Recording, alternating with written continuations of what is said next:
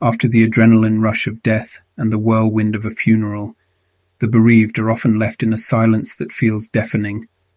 The presence of friends and family, the ceremonial rituals, and the flurry of condolences all fade away, leaving a void that feels vast and unbridgeable.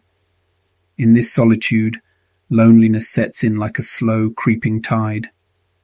We find ourselves standing at the edge of an unfamiliar shore, staring into the abyss of absence, struggling to comprehend a world that continues moving while ours has halted. When we lose someone we love, we are ushered, sometimes unwillingly, into a brotherhood or sisterhood of grief. It is a sacred yet sorrowful fraternity, one that binds us together in an unspoken understanding. Tenderness becomes our natural state because we are so profoundly vulnerable. Everything around us brushes against the raw wound of our sorrow, triggering memories in the most unexpected ways. A familiar laugh that echoes in a crowded room, the way a stranger tilts their head in a familiar fashion, a scent that carries us back to a long-forgotten moment. These details, these seemingly insignificant fragments of the past, become like beads strung together on the necklace of loss. We hold them close, turning them over and over in our hands, unwilling to release them, but unable to fully grasp them either. We bereaved are not alone. We belong to the largest company in all the world, the company of those who have known suffering. These words from Helen Keller remind us that grief, though deeply personal, is also a universal experience. And yet, knowing that others walk this road does not immediately lessen the weight of our sorrow.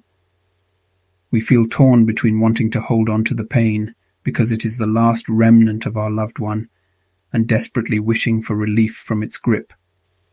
But grief, as relentless as it seems, does not remain unchanged.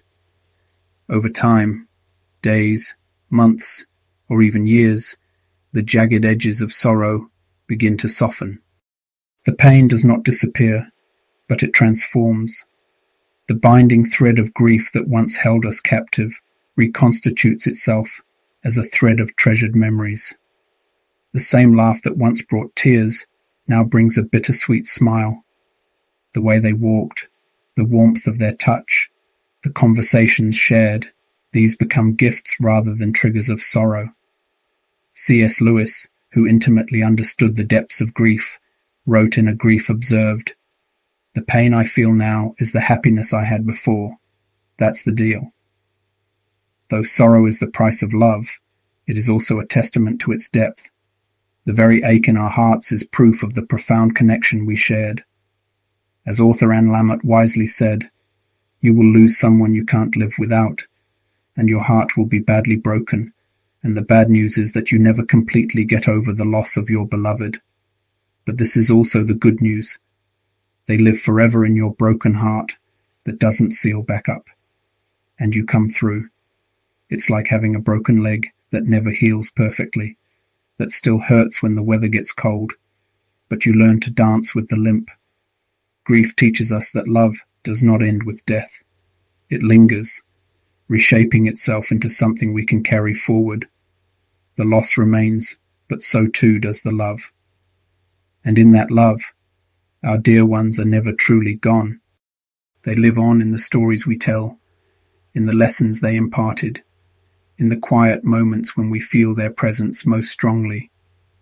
So love endures beyond death, woven into our memories, stories, and quiet moments.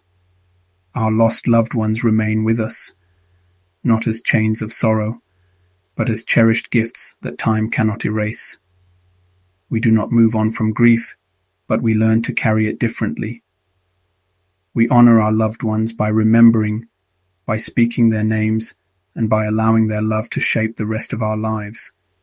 We hold on to these gifts, not as chains that tether us to sorrow, but as precious keepsakes from a life shared, treasures that no force of time or fate can ever take away. I hope this message spoke to your heart and offered you comfort. Thank you for listening. Please like, subscribe or follow and share to help others find comfort.